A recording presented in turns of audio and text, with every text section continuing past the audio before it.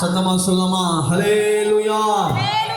கர்த்தர் இந்த நாளை தந்தபடியினால் தேவாதி தேவனுக்கு நான் நன்றி செலுத்துகிறேன். விசேஷமாக கர்த்தர் இந்த மாதத்தின் இந்த 2வது வாரத்தையும் நமக்கு இன்னைக்கு கம்யூனியன் சண்டேவா இருக்கிறதுனால நான் கர்த்தருக்கு நன்றி செலுத்துகிறேன்.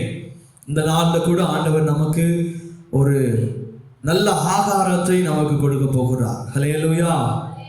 சாப்பாடும் கொடுக்க போகிறாரு. இன்னைக்கு நல்ல ஆவிக்குரிய ஆகாரத்தை நமக்கு என்ன பண்ண போறார்? ஆண்டவர் கொடுக்க போகிறார். ஹல்லேலூயா. ஏன் என்று சொன்னால் இந்த தலைப்பை நான் எடுக்கும்பொழுது நிச்சயமாகவே ஆண்டவர் அநேக காரியங்களோடு என்னோடு இடைப்பட்டார். ஆனால் நிச்சயமாகவே இந்த வாரத்தில் இந்த காரியங்களை முடிக்குமா என்று தெரியல. ஆனால் தேவனுக்கு சுத்தமான காரியங்களை கர்த்தர் இந்த நாளில் நமக்கு நடத்துவாராக. ஹல்லேலூயா. எடுத்தவர்கள் வாசிக்கலாம். அப்போஸ்தலனாகிய பவுல் தீமோத்தேயுக்கு எழுதின 1வது நிருபம் அதனுடைய 3ஆம் அதிகாரம் அதனுடைய 16ஆம் வசனத்தை வாசிக்க கேட்போம். 1 தீமோத்தேயின் புஸ்தகம் 3ஆம் அதிகாரம் அதனுடைய 16ஆம் வசனத்தை வாசிக்க கேட்கலாம். அன்றியும் தேவபக்திக்குரிய ரகசியமானது யாவரும் ஒப்புக்கொள்ளுகிறபடியே மகா மேன்மையாய் உள்ளது. தேவன் மாம்சத்திலே வெளிப்பட்டார், ஆவியிலே நீதி உள்ளவர் என்று விளங்கப்பட்டார், தேவ தூதர்களால் காணப்பட்டார், புறஜாதிகளிடத்தில் பிரசங்கிக்கப்பட்டார், உலகத்தில் விசுவாசிக்கப்பட்டார், மகிமையிலே ஏறெடுத்து கொள்ளப்பட்டார். ஹல்லேலூயா. இந்த நாளும் நாம் நன்றாய் தெரிந்து கொள்ள வேண்டிய காரியமாவது இந்த வசனத்துக்கு ஏற்ற ஒரு தலைப்பை ஆண்டவர் இந்த நாளில் கொடுத்திருக்கிறார். ஹல்லேலூயா. என்ன வசனம் என்று சொன்னால், தேவ பக்தி இல்லாமல் போகிறதற்கு இந்த நாளில் என்னென்ன காரணங்கள் உண்டு. இன்னைக்கு தேவ பக்தி அப்படின்னு சொன்னா இன்னைக்கு நிறைய பேரிடத்துல குறைவுள்ளவர்களாய் காணப்படுகிறது. இன்னைக்கு தேவனுடைய பக்தியில அநேக காரியங்களிலே நாம குறைந்து உள்ளவர்களா இருக்கிறோம். இன்னைக்கு சிறு பிள்ளைகளாகட்டும், வாலிப பிள்ளைகளாகட்டும், நடுத்தர வயது உள்ளவர்களா இருக்கட்டும், முதிர் வயது உள்ளவர்களா இருக்கட்டும், இந்த தேவ பக்தி தான் ஆண்டவரிடத்துல அவங்க எவ்வளவு நெருக்கமாய் இருக்கிறார்கள் என்பதை நன்றாக நாம புரிந்து கொள்ள முடியும், தெரிந்து கொள்ள முடியும். ஹல்லேலூயா. ஆனால் இன்றைய காலகட்டத்தில் தேவ பக்தி நிறைய பேர் இடத்துல காணப்படாமல் போகிறது. இது விசுவாசிகளா இருக்கலாம், அவிசுவாசிகளா இருக்கலாம், தேவனை தேடுகிறவர்களா இருக்கலாம், தேவனை தேடாதவர்களா இருக்கலாம். ஆனால் இன்றைக்கு இந்த தேவ பக்தி என்பது இன்னைக்கு அநேகரிடத்தில் இல்லாமல் போகிறதற்கு ஆண்டவர் ஒரு சில காரணங்களை சொல்ல போகிறார். நீங்க ஆராய்ந்து பாடுங்க. ஒருவேளை ஆண்டவர் சொல்லுகிறதான காரியம் உண்மைதானோ அப்படின்னு சொல்லி நிச்சயமாகவே நீங்கள் புரிந்து கொள்ள முடியும், தெரிந்து கொள்ள முடியும். இன்னொரு வசனத்தை கூட அதற்கு ஆதாரமாக எடுத்து வாசிக்கிறேன். 2 தீமோத்தேயின் புஸ்தகம் 3ஆம் அதிகாரம் அதனுடைய 12ஆம் வசனத்தை வாசிக்க கேட்போம். 2 தீமோத்தேயின் புஸ்தகம் 3ஆம் அதிகாரம் அதனுடைய 12ஆம் வசனத்தை வாசிக்க கேட்போம். அன்றியும் கிறிஸ்து இயேசுவுக்குள் தேவபக்தியாய் நடக்க மனதாயிருக்கிற யாவரும் துன்பப்படுவார்கள். ஹல்லேலூயா. ஏன் இன்னைக்கு அநேகரிடத்துல தேவ பக்தி இல்லை அப்படின்னு சொன்னா, கிறிஸ்து இயேசுக்குள்ளாய் நம்ம தேவ பக்தியாய் நடக்க மனதாய் இருக்கிறோம். ஆனால் அவைகளுக்கு ஒரு சில துன்பங்கள், பாடுகள், கஷ்டங்கள், நஷ்டங்கள் நாம சகிக்க வேண்டியது நம்முடைய வாழ்க்கையில இருக்கிறது. அதனால இன்னைக்கு நாம என்ன பண்ணுகிறது இல்ல, தேவ பக்தியில நடக்கிறது இல்லை. ஹல்லேலூயா. ஏன் தேவ பக்தியில இன்னைக்கு ஜனங்க இல்லை அப்படின்னு சொன்னா முக்கியமான காரணம், அவங்க என்ன பண்றது இல்ல, தேவன் நிமித்தமாக இயேசுவுக்காக தங்களுடைய வாழ்க்கையில துக்கங்களையோ கஷ்டங்களையோ சுமக்கிறதற்கு என்ன இல்ல, அவசியம் இல்லாமல் நடந்து கொண்டு இருக்கிறாங்க. ஹல்லேலூயா. ஹல்லேலூயா. இன்னைக்கு தேவ பக்தி அப்படின்னு சொன்னா ஒரு பெரிய டாபிக். தேவ பக்தி அப்படின்னு சொன்னா தேவ பயத்தை குறிக்கிறது. தேவனுக்காக நீங்க செய்யற செயல்பாடுகளை குறிக்கிறது. நீங்க தேவ பக்தின்றது ஏதோ பெரிய காரியம் ஒண்ணு வச்சுக்க கூடாது. நீங்கள் செய்கிற ஒவ்வொரு காரியத்துல கூட நீங்க ஆராய்ந்து பார்க்க வேண்டிய காரியங்கள் அதிகமாக இருக்கிறது. நீங்கள் செய்கிற செயல்ல தேவ பக்தியோடு அதை செய்கிறீங்களா? பாடுகிற பாடல்ல தேவ பக்தியோடு செய்கிறீங்களா? வாசிக்கிற வசனங்களை தேவ பக்தியோடு செய்கிறீங்களா? உங்க பிள்ளைகளை நடத்த வேண்டிய வழியில தேவ பக்தியில வளர்க்கிறீங்களா? இல்ல உங்களுடைய குடும்பத்தின் காரியங்களில் தேவ பக்தியோடு நடந்து கொள்ளுகிறீங்களா என்று சொல்லி ஆராய வேண்டியது இந்த நாள்ல மிகவும் அவசியமாக இருக்கிறது தேவ ஜனங்களே. ஹல்லேலூயா. இதை கேட்டுக்கொண்டிருக்கிற தேவ ஜனங்களே, எந்த அளவுக்கு நாம் தேவ பக்தி உள்ளவர்களா இருக்கிறோம் என்பதை இந்த ஒரு நாட்களிலே இந்த போதகங்களை நீங்கள் கேட்கும் பொழுது எந்த அளவுக்கு நீங்கள் தேவ பக்தி உள்ளவர்களா இருக்கிறீர்கள் என்பதை உங்களையே நீங்கள் ஆராய வேண்டியது அவசியமாக இருக்கிறது. ஹல்லேலூயா. ஒரு 7 காரியங்களை குறித்து நாம் தியானிக்க போகிறோம். இன்னைக்கு எத்தனை காரியங்களை தியானிப்போம் என்று சொல்ல தெரியல, ஆனாலும் இது ஒரு அவசியமான காரியங்கள். இந்த 7 காரியங்களை முடிக்கிறதுக்கு 3 வாரமாகுமோ இல்லை 4 வாரமாகுமோ, ஆனால் தேவன் இதை தொடர்ந்து நம்மோடு பேசுவாராக, நம்மோடு இடைபடுவாராக. முதலாவது காரியம் 1 தீமோத்தேயு புஸ்தகம் 4ஆம் அதிகாரம் அதனுடைய 7ஆம் வசனத்தை வாசிக்க கேட்போம். 1 தீமோத்தேயு புஸ்தகம் 4ஆம் அதிகாரம் அதனுடைய 7ஆம் வசனத்தை வாசிக்க கேட்போம். கிழவிகளின் பேச்சுமாய் இருக்கிற கட்டுக்கதைகளுக்கு விலகி தேவ பக்திக்கு ஏதுவாக முயற்சி பண்ணுங்கள். முதலாவது, இன்னைக்கு தேவ பக்தி காணப்படாமல் இருக்கிறதற்கு காரணம் என்னவென்று சொன்னால் அதிக பேச்சு. என்னது?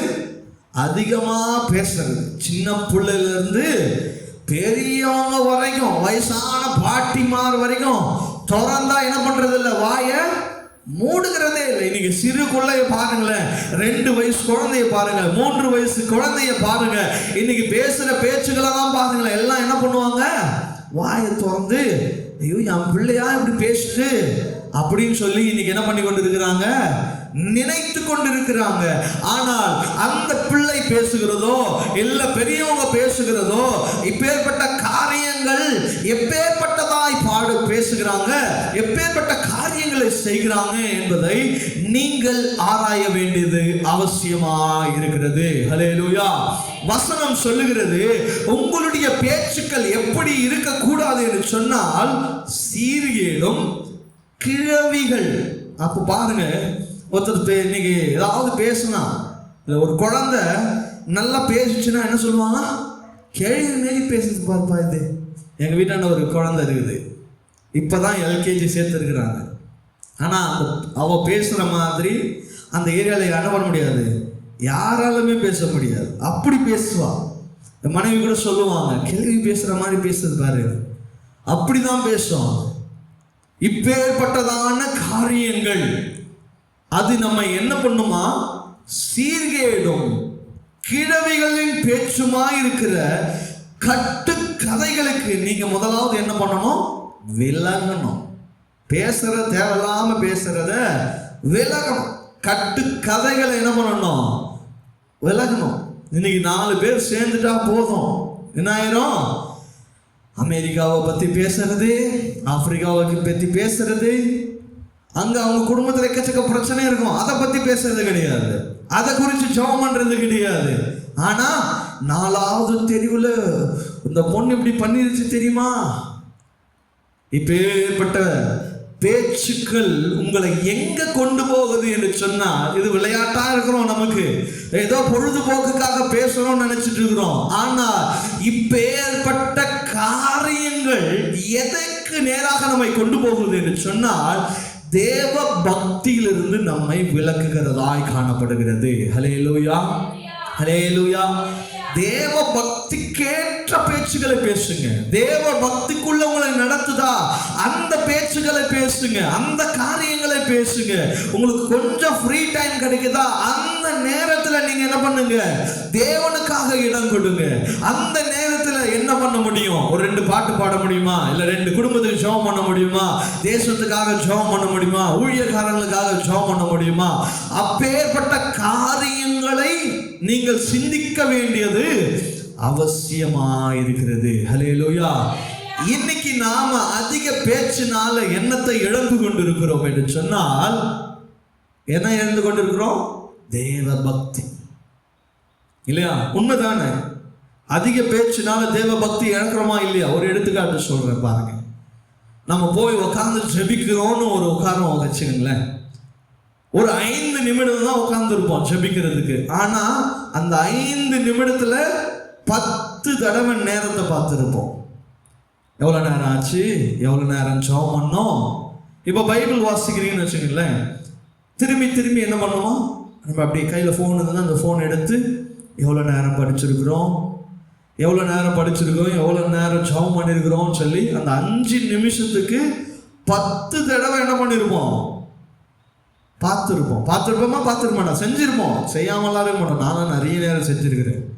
ஆனால் இன்னைக்கு கிழவிகள் பேச்சுக்கும் சீர்காழான பேச்சுக்கும் உக்காந்து பேசணும்னா நேரம் போயிடுறதே தெரியாது. மணிக்கணக்கில் பேசுவாங்க. அவங்களுடைய நேரங்கள் எதில் செலவிடுகிறது என்று சொல்லி அறியாமல் பேசிக்கொண்டே இருப்பாங்க. ஒரு சிலர் சொல்லுறது, ஐயோ இவ்வளோ நேரம் ஆயிடுச்சா, இது தெரியாம நான் உட்காந்து பேசிட்டு இருக்கிறேனே, இல்லையா? சொல்லுகிறது உண்டா இல்லையா? இதுதான் நம்மை தேவ பக்தியிலிருந்து விலக்குகிறது. ஒரு 5 நிமிஷம் ஜெபிக்கிறதுக்கு கஷ்டப்படுறோம், 5 நிமிஷம் வேதம் வாசிக்கிறதுக்கு கஷ்டப்படுறோம், ஒரு 2 மணி நேரம் ஆராதனையில் உட்கார்ந்து கஷ்டப்படுறோம். ஆனா மணிக்கணக்காக உட்கார்ந்து கொண்டு வீணான வார்த்தைகளும் சீர்கேடான பேச்சுக்களும் கிழவிகளின் வார்த்தைகளையும் நம்மிடத்திலிருந்து விலக்கி தேவ பக்திக்கு ஏதுவாக நீங்க என்ன பண்ணுங்க, முயற்சி பண்ணுங்க அப்படின்னு சொல்ற. ஹல்லேலூயா.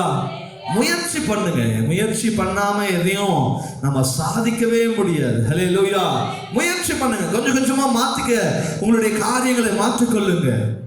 அப்படி சீர்கேடான காரியங்கள் பேசும்படியாக உங்களிடத்துல வருகிறாங்களா, அவங்களிடத்துல ஆண்டவரை பத்தி சொல்லுங்க, ஆண்டவரை பத்தி பேசுங்க, இல்லையா? அப்ப ஆண்டவரை பத்தி மணிக்கணக்கா பேசுங்க, ஆண்டவருடைய வல்லமை குறித்து மணிக்கணக்கா பேசுங்க, ஆண்டவருடைய சாட்சியை குறித்து அதிகமா பேசுங்க, ஆண்டவருடைய வசனத்தை குறித்து அதிகமாக பேசுங்க. அதை நீங்க பேசும் பொழுது நிச்சயமாகவே கர்த்தர் உங்கள் தேவ பக்தியிலே உங்களை வளர செய்வார். ஹல்லேலூயா.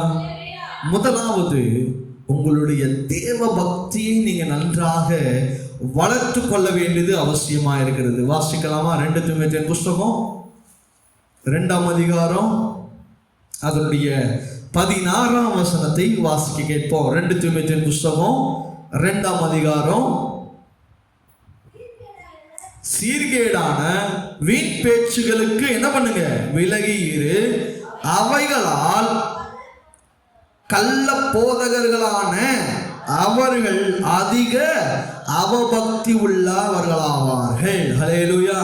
நீங்க வீண் பேச்சா பேசுறதுனால பிராக்கெட்ல போட்டிருக்குதா, கள்ள போதகர்களான இப்பேற்பட்ட காரியங்கள் நீங்கள் வீண் பேச்சா பேசுறதுனால கள்ள போதகர்கள்.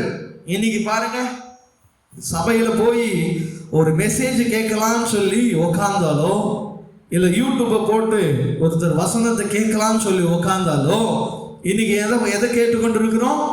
வீண் பேச்சான காரியங்களை தான் கேட்க முடிகிறது, கள்ளக போதகமான காரியங்களை தான் கேட்க முடிகிறது. இன்னைக்கு ஆண்டவருடைய சத்தியத்தை பேசுகிறவர்கள் கொஞ்ச நேரம் தான், 1 மணி நேரம் பிரசங்கித்திருப்பாரு. அதுல எத்தனை வசனம் சொல்லியிருப்பாரு?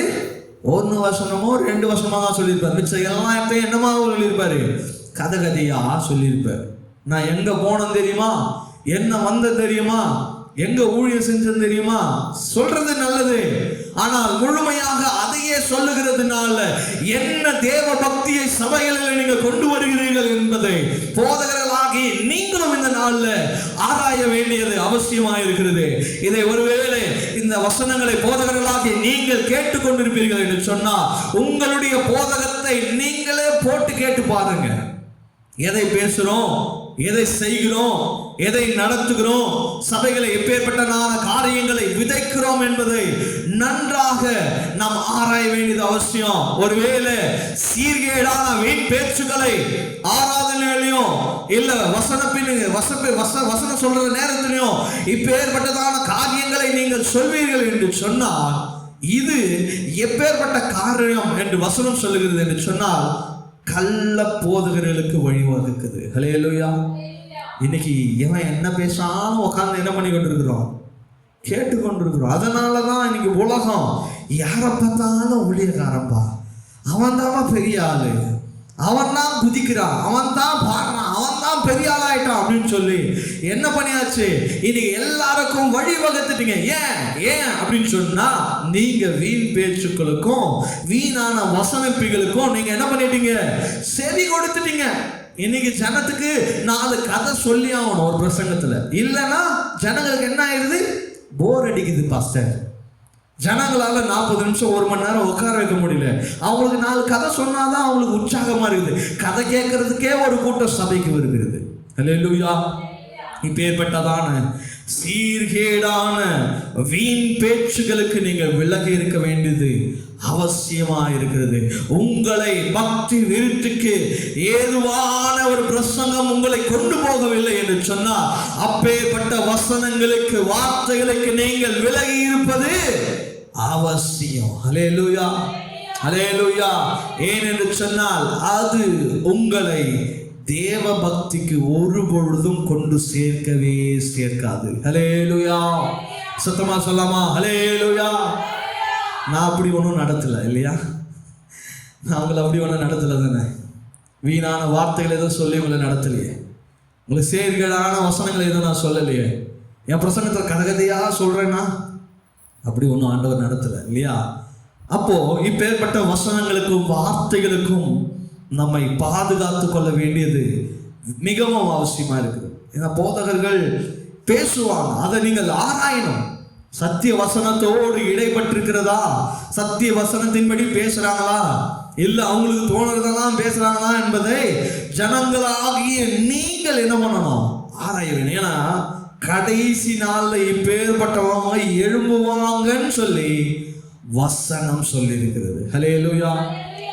ஏன் நான் தான் கடவுள்னு சொல்லின்னு ஒரு சிலர் வருவாங்க சபைகளில், நான் தான்பா கடவுள், நான் தான் இயேசு கிறிஸ்துன்னு சொல்லி ஒரு சில கூட்டம் கடைசி நாள்ல வரும்.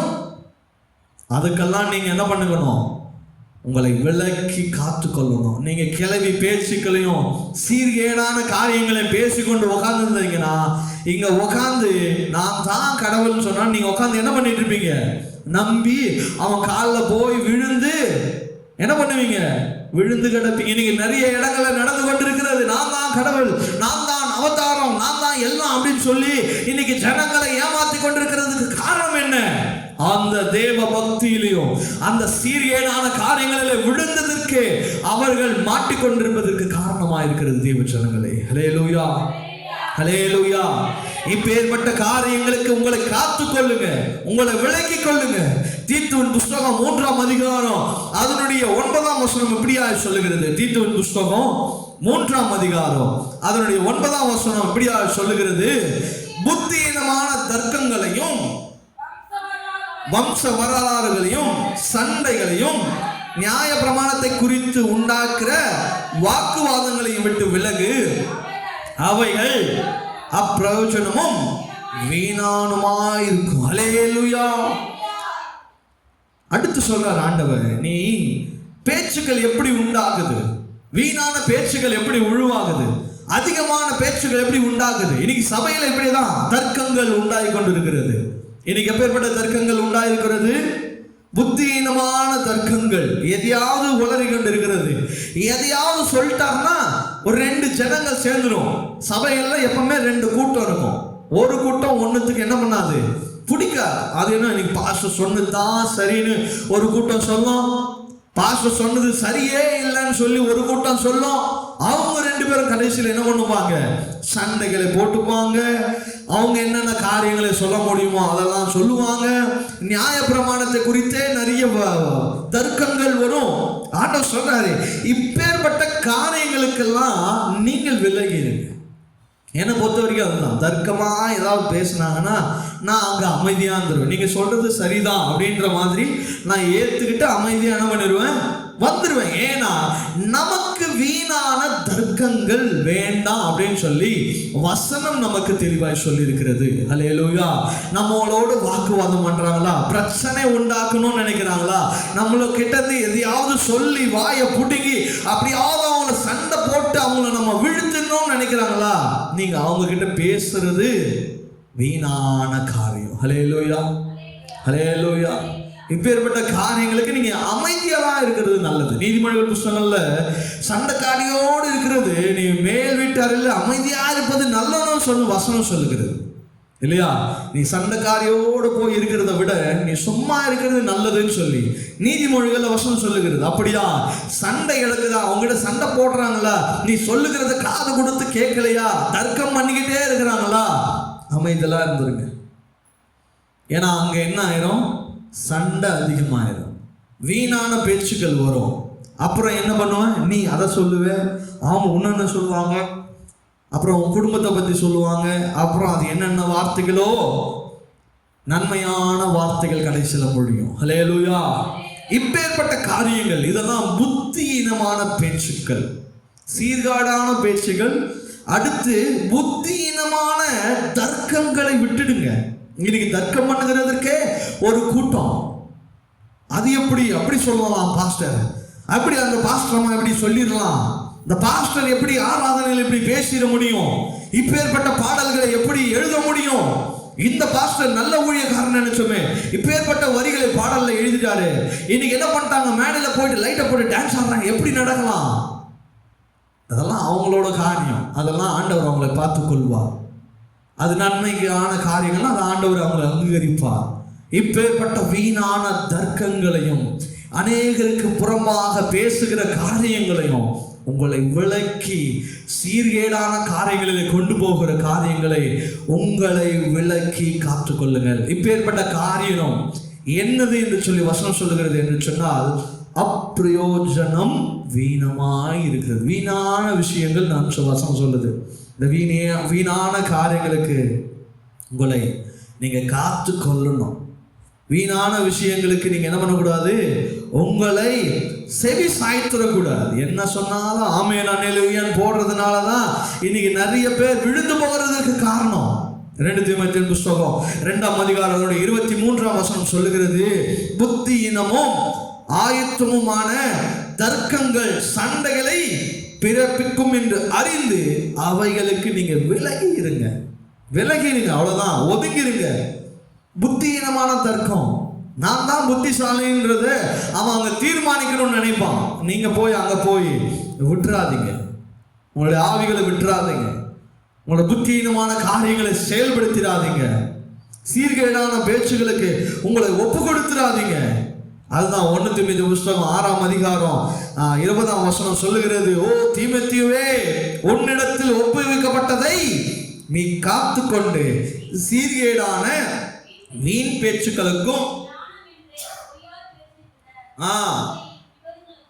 நீ என்ன பண்ணு, விலகு. அதை சிலர் என்ன பண்ணி பாராட்டி விசுவாசத்தை விட்டு வழி விலகி போனார்கள், கிருபையானதோ உன்னோடு கூட இருப்பதாக. ஹல்லேலூயா.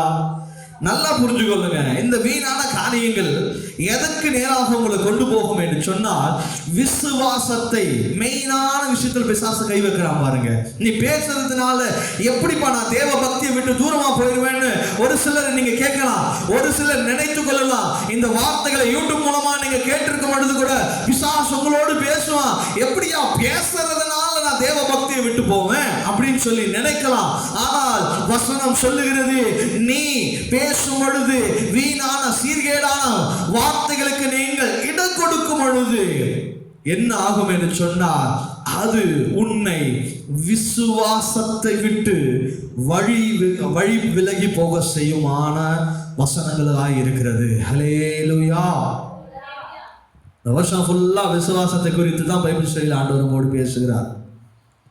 ஆனால் நீங்க பேசுற வீண் பேச்சினால இந்த விசுவாசம் உங்களை விட்டு நீங்கி போயிடும்னா அப்ப நீங்க கேட்கிற சத்தியங்கள் எப்பேற்பட்டதாக இருக்கிறது என்பதை நீங்கள் நன்றாய் அறிந்து கொள்ள வேண்டியது அவசியமாக இருக்கிறது தேவ ஜனங்களே. ஹல்லேலூயா, ஹல்லேலூயா, ஹல்லேலூயா. சீர்கேடான காரியங்களுக்கு உங்களை ஒப்பு கொடுத்துடாதீங்க, சீர்கேடான விஷயங்களுக்கு உங்களை ஒப்பு கொடுத்துடாதீங்க. ஆண்டவர் உங்களோடு இருக்கிறார் என்று சொன்னால் கவனமாயிருங்க. வசனம் சொல்லுது 1 தீமோத்தேயு புத்தகம் தீமோத்தேயுக்கு எப்படி சொல்றாரு பாருங்க பவுல். நம்ம எடுத்த வசனங்கள் எல்லாமே முக்காவாசி 99% தீமோத்தேயும் தீத்து புத்தகத்தை தான் நம்ம எடுத்திருக்கிறோம். எல்லா வசனமே 1 தீமோத்தேயு 2ஆம் அதிகாரம் அதனுடைய 10ஆம் வசனம், தகுதியான வஸ்திரத்தினாலும் தெளிந்த புத்தியினாலும் தேவ பக்தி உள்ளவர்கள் என்று சொல்லிக் கொள்ளுகிற ஸ்திரீகளுக்கும் ஏற்றபடியே நற்கிரியைகளினாலும் தங்களை அலங்கரிக்க வேண்டும். ஹல்லேலூயா. இங்க நல்லா சொல்றாரு பாருங்க. இங்க ஸ்திரீகளுக்கு விசேஷமா சொல்லுகிறார். ஆனா இங்கே நான் ஆண்களுக்கும் சொல்றேன், பெண்களுக்கும் சொல்றேன், எல்லா வயதினர்களுக்கும் நான் சொல்ல வேண்டியது என்ன சொன்னால், நீங்கள் வெளியே போறீங்க அப்படின்னு சொன்னா, ஒரு வேலைக்கு போறீங்கன்னா அதுக்கு ஏற்ற வஸ்திரங்களை போடுகிறீங்க. சபைக்கு வருகிறீங்கன்னு சொன்னா அதற்கு ஏற்ற வஸ்திரங்களை நீங்கள் தரித்துக் கொள்ளுகிறீங்க.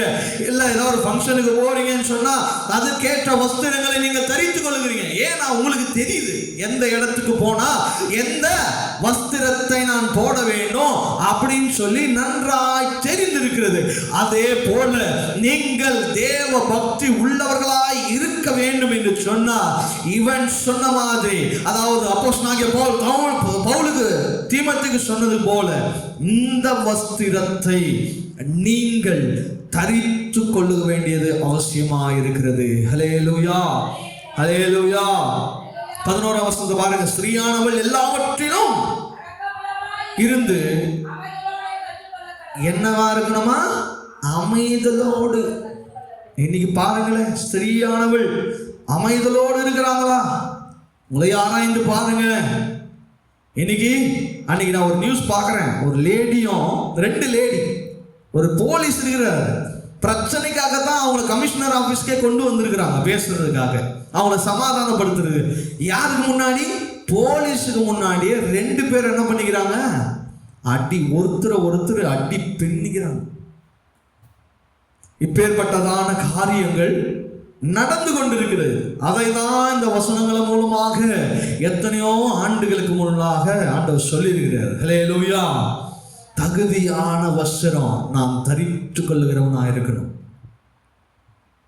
ஒரு நல்ல ஃபங்க்ஷனுக்கு ஒரு சாதாரணமான உடைய நாம் அணிந்து சென்றால் நமக்கு தெரிந்தவங்க அந்த ஃபங்க்ஷனுக்கு வந்திருந்தா என்ன சொல்லுவாங்க? என்னப்பா ஒரு நல்ல ஃபங்க்ஷனுக்கு வந்திருக்கிற, ஒரு நல்ல ட்ரெஸ் இல்லையா, உங்ககிட்ட புதுசாக ஏதோ ட்ரெஸ் இல்லையா, அதை தரித்து நீ வந்திருக்க கூடாதா அப்படின்னு சொல்லி கேட்பாங்க. அந்த இடத்துல நமக்கு எப்படி இருக்கும்? ஒரு தலகுனிவா இருக்கும். ஐயோ ஒருவேளை நல்ல ட்ரெஸ் பண்ணிட்டு வரலையோ, ஐயோ ஒருவேளை நான் சரியா ட்ரெஸ் பண்ணலையோ அப்படின்னு சொல்லி நாம நினைத்து கொள்ளுகிறோம்.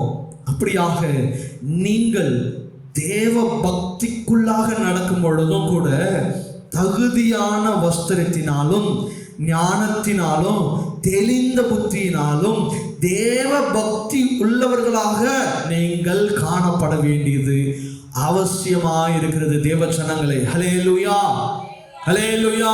நல்லா புரிஞ்சுதா? தேவ பக்தியில இருந்து நாம வழி விலகி போகிறதுக்கு காரணம் என்ன தெரியுமா?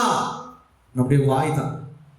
தேவையில்லாத பேச்சுக்கள் தான், அதிகமான பேச்சுக்கள் தான். அளவோட பேசுங்க. அளவற்ற காரியங்கள் எதுவுமே நமக்கு நல்லது கிடையவே கிடையாது. ஹல்லேலூயா. ஏன்னா இந்த உலகத்தில் ஒரு பழமொழி சொல்லுவாங்க, அளவுக்கு மீறினால் அமுதமும் நஞ்சு. எப்படி? நமக்கு அமுதமாக இருக்கிற காரியங்கள் கூட அதிகமாக சாப்பிட்டா என்ன ஆயிரும்? அது நமக்கு நஞ்சு. அதே போலதான் நம்முடைய அளவுக்கு அதிகமாய் பேசப்படுகிற காரியங்கள் பேசி பேசி பேசி பேசி பேசி என்ன ஆயிரும்? ஒன்றும் இல்லாமல் போயிடும். ஹல்லேலூயா. இன்னைக்கு என்ன பண்றாங்க? திருமணம் ஆகிறதுக்கு முன்னாடி பேசி பேசி பேசி பேசி எல்லாத்தையும் பேசியே முடிச்சுட்டு கல்யாணத்துக்கு அப்புறம் என்ன இருக்குல்ல, பேசுறதுக்கு ஒண்ணுமே இல்லை. கடைசியா எங்க போய் பேசுறாங்க? போலீஸ் ஸ்டேஷன்லயும் கோர்ட்டு வாசல்லையும் தான் இன்னைக்கு உட்காந்து பேசிட்டு இருக்கிறாங்க. அளவு கடந்த பேச்சு.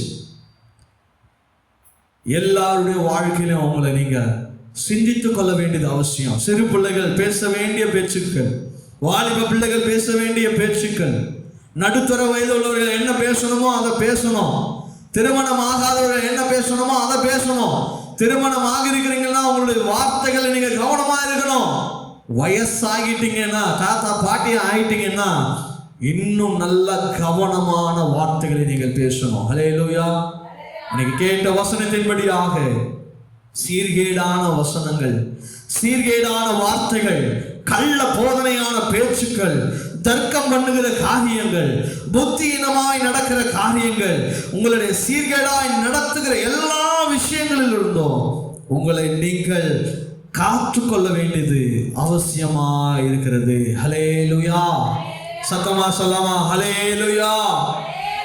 முதலாவது காரியம், இன்னைக்கு ஒரே காரியம் தான் பார்த்திருக்கிறோம். இன்னும் 6 காரியங்கள் இருக்குது. கர்த்தர் சுத்தமான அடுத்தாக வாரங்களில் நாம் அதை பார்ப்போம். முதலாவது காரியம், என்னை தேவ பக்தியிலிருந்து என்னை இல்லாம, என தேவ பக்தியே இல்லாம பிசாசு எப்படி கிரியை செய்யறானா, முதலாவது அதிக பேச்சுக்கள், சீர்கேடான பேச்சுக்கள், தேவையற்ற பேச்சுக்கள், உபயோகமற்ற பேச்சுக்கள், பிரயோஜனமற்ற பேச்சுக்கள், இவைகள் எல்லாவற்றையும் நீங்கள் உங்களை விலக்கி காத்துக்கொள்ளும் பொழுது நிச்சயமாகவே ஆண்டவர் உங்களை தேவ பக்தி உள்ளவர்களாய் நடத்துவார். கர்த்தர் உங்களை ஆசீர்வதிப்பார். தேவன் தாமே இந்த வார்த்தைகளை ஆசீர்வதிப்பாராக.